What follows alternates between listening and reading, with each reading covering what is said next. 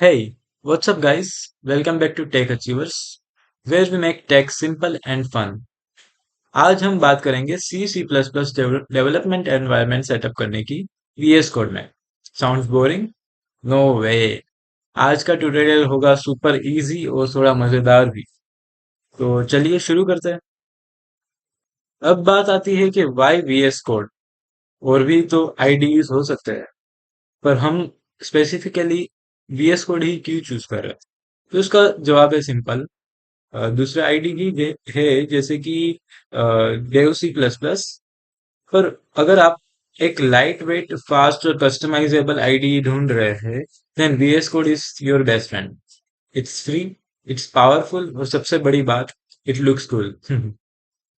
चलो अब इसे सेटअप करते हैं। ये अपनी डेस्कटॉप स्क्रीन पे अभी सी एंड सी प्लस प्लस को सेटअप करने का फर्स्ट स्टेप क्या है, जो लिंक मैंने डिस्क्रिप्शन में प्रोवाइड कर दी है, जो लीड करेगी आपको डायरेक्ट ये पेज पे। तो यहाँ से आपको करना है आपका VS कोड इंस्टॉल, आपके स्पेसिफिक वर्जन के ओएस के वर्जन के मुताबिक।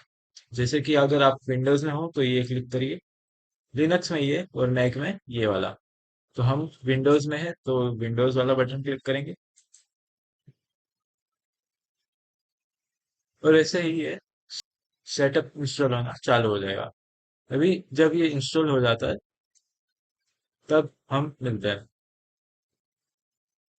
तो सेटअप इंस्टॉल हो जाए उसके बाद ऐसा कुछ ओपन फाइल करने के बाद ऐसा कुछ यूआई दिखाई देगा। सिंपली आपको यहाँ पे I accept the agreement and next click करना है, और यहाँ पे जो ऑप्शनल फीचर्स है वो सारे के सारे टिक कर देना है, अदर्स में जाके नेक्स्ट नेक्स्ट करके इंस्टॉल कर देना है। जो कि ये मेरा इंस्टॉल्ड है तो मैं डायरेक्टली VS कोड ओपन करूंगा। अगर आपको करना है तो ये इंस्टॉल कर दीजिए। VS कोड ओपन होने के बाद आपको कुछ ऐसा इंटरफेस दिखाई देगा। और जरूरी नहीं है कि आपको सेम टू सेम मेरे जैसा इंटरफेस दिखाई दे, क्योंकि मैंने थोड़ी थीम्स में और आइकन्स में कस्टमाइजेशन की है। और आगे के वीडियो में हम देखेंगे कि कैसे कर सकते हैं ये कस्टमाइज। नाउ आपका ओपन होने के बाद आपको एक्सटेंशंस में जाना है। यहाँ पे जो टैब है वो, इसमें जाके आपको कुछ एक्सटेंशंस डाउनलोड करना है। तो टाइप C/C++ एंड डायरेक्ट यहाँ पे एक C++ एक्सटेंशन पैक मिल जाएगा। वहां पे जाके इसको इंस्टॉल कर देना है सिंपली। ये मेरा पहले से ही प्री इंस्टॉल्ड है तो ये मैं नहीं करने वाला। बेसिकली ये क्या करता है कि इसके अंदर intelligence, debugging and themes and और एक्सटेंडेड सपोर्ट प्रोवाइड करता है सी रिलेटेड एनवायरनमेंट्स के लिए। तो इससे क्या होता है कि अपना जो सी का जो कोड है या C++ का जो कोड है वो रन होना शुरू हो जाएगा। पर उसके लिए आपको एक एनवायरनमेंट सेटअप करना होगा। तो ये हुआ हमारा सेकंड स्टेप। तो उसके बाद आपको करना है एक दूसरा एक्सटेंशन डाउनलोड, इसका नाम है कोड रनर। तो कोड रनर सर्च करने के बाद डायरेक्ट यहाँ पे इसको भी इंस्टॉल कर दीजिए। अब ये एक्सटेंशन इंस्टॉल होने के बाद आपको क्या करना है कि यहाँ पे जाके गेयर आइकन होगा आपके यहाँ पे जाके सेटिंग्स क्लिक करना है और कुछ सेटिंग्स हमें बदलनी है। जैसे कि ये होगा ऑटो सेव में ऑफ, तो आपको सिंपली आफ्टर डिले कर देना है। Just it is a life saver. ये क्या करता है कि ऑटोमेटिकली फाइल को चेंजेस करने के बाद सेव कर देता है, तो ये आपका टाइम बचाएगा। और नेक्स्ट थिंग कि आपको सर्च करना है रन इन। तो जैसे ही आपका कोड रनर इंस्टॉल हो जाएगा तो यहाँ पे एक ऑप्शन प्रोवाइड होगा, code runner run in terminal करके। तो ये ऑफ होगा, इसको भी ऑन कर दीजिए। तो इससे क्या होगा कि आपका जो कोड है वो डायरेक्ट टर्मिनल में रन होगा, जो कि हमें चाहिए। इससे यूजर इनपुट लेना और वो सब इजी हो जाएगा। अगर आपने ये दोनों एक्सटेंशंस को इंस्टॉल कर दिया है तो हमारा जो सेकंड स्टेप है वो भी कंप्लीट हो गया। अब हमें जाना है थर्ड स्टेप में। थर्ड स्टेप, अभी आपको एक MinGW करके एक कंपाइलर है जो सी का, वो इंस्टॉल करना है। कंपाइलर क्या होता है कि जो कोड है सी का वो बेसिकली ओएस लेवल पर रन करता है। तो इसके बारे में हम देखेंगे लेटर वीडियोस में, पर आपको सिंपली ब्राउजर में जाके ninjw डाउनलोड सर्च कर देना है। उसके बाद ये source forge dot net site open हो जाएगी। इसको ओपन करने के बाद यहाँ पे डाउनलोड का बटन दिख जाएगा, इसको डाउनलोड कर देना है। ये मेरा पहले से डाउनलोड हो चुका है तो मैं डायरेक्ट इसको ओपन कर देता हूँ। कुछ ऐसा इंटरफेस दिखाई देगा आपको, और यहाँ पे सिंपली आपको इंस्टॉल कर देना है। उसके बाद कंटिन्यू कर देना है। ये बता रहा है कि आपका पहले से इंस्टॉल्ड है, तो आपको क्या करना है, री इंस्टॉल करना है कि रन करना है फिर से। तो just to show you guys, मैं एक बार बता देता हूँ कि कंटिन्यू करने के बाद आपको क्या दिखेगा। कुछ ऐसा सेटअप दिखेगा आपको, कुछ ऐसा इंटरफेस दिखेगा आपको। और उसमें ये जो चीजें हैं, MinGW32 बेस डेवलपर टूलकिट, माई MSY से सारे के सारे जो है पैकेजेस, इसको आपको सिंपली राइट क्लिक करके मार्क फॉर इंस्टॉलेशन करना है सारे सारी चीजों को। और ये होने के बाद आपको सिंपली इंस्टॉलेशन में जाके अप्लाई चेंजेस कर देना। तो ये डाउनलोड होना चालू हो जाएगा, इसके पैकेजेस। और डाउनलोड हो जाए तो 5 मिनट लगेगा इसको डाउनलोड होने में। और ये डाउनलोड हो जाए तो आपके सिस्टम में सी ड्राइव में एक फोल्डर बन जाएगा, वो देख लेता है। तो यहाँ पे सी ड्राइव में एक minjw करके फोल्डर बन जाएगा। अभी हमें क्या करना है कि स्टेप 3 के अंदर, इसके अंदर जाके, बिन के अंदर जाके, ये जो बाइनरी फाइल्स है ये सारी, इससे ही बेसिकली रन होता है आपका सी का कोड। तो सिंपली ये जो पाथ है इसको ऊपर क्लिक करने के बाद यहाँ पे कॉपी कर दीजिए। अभी जो पाथ है आपको एनवायरनमेंट वेरिएबल्स में डालना पड़ेगा, ये थोड़ा सा ट्रिकी पार्ट है, पर don't worry, I am with you.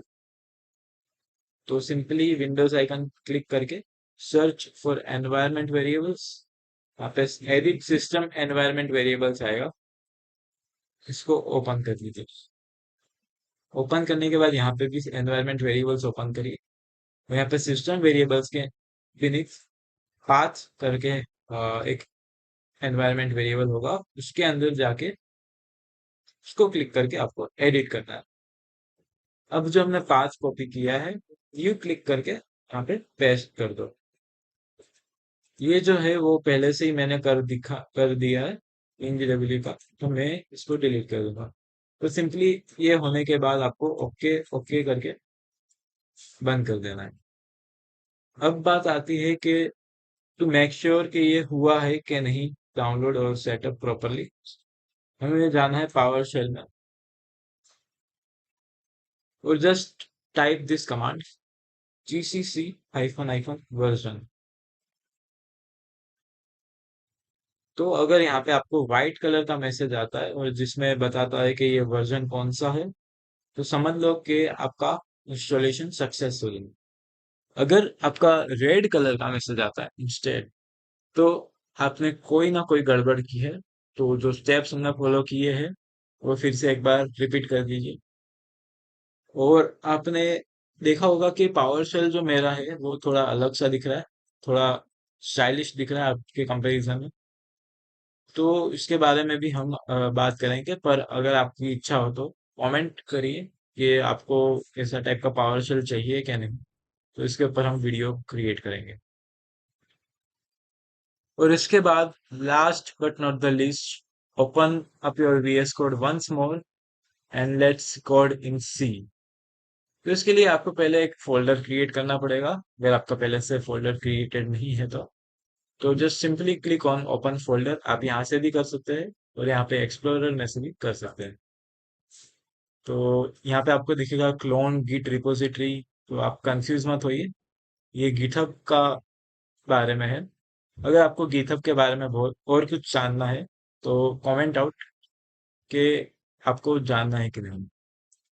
Open folder करना है आपको, यहाँ पे आपको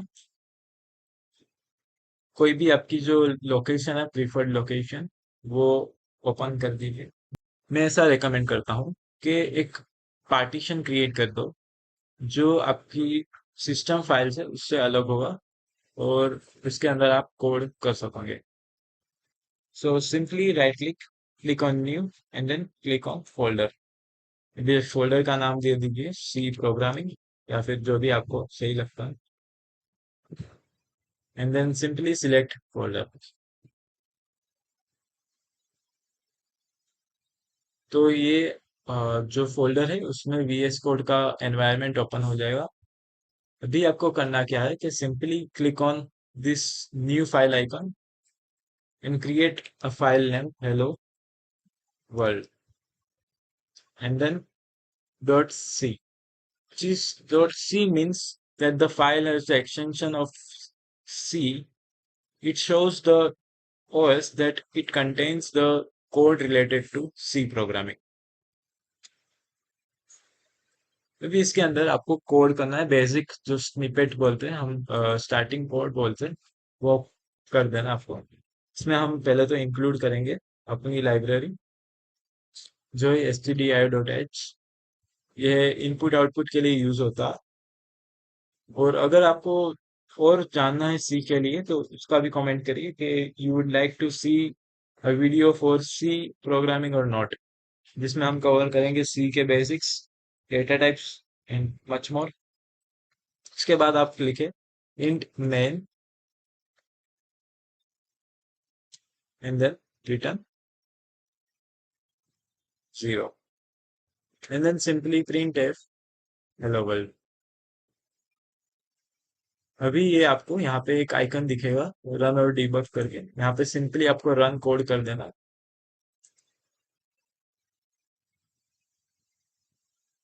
तो जो हमने सेटिंग्स पहले किए थे उसकी मदद से हमें ये सेव भी नहीं करनी पड़ी फाइल, तो डायरेक्टली ये रनिंग टर्मिनल हो चुका है और हमें आउटपुट मिल चुका है हेलो वर्ल्ड। तो ये था हमारा C plus plus environment setup. अगर आपको इस वीडियो के रिलेटेड कोई भी डाउट है या क्वेश्चंस है तो प्लीज कमेंट बिलो।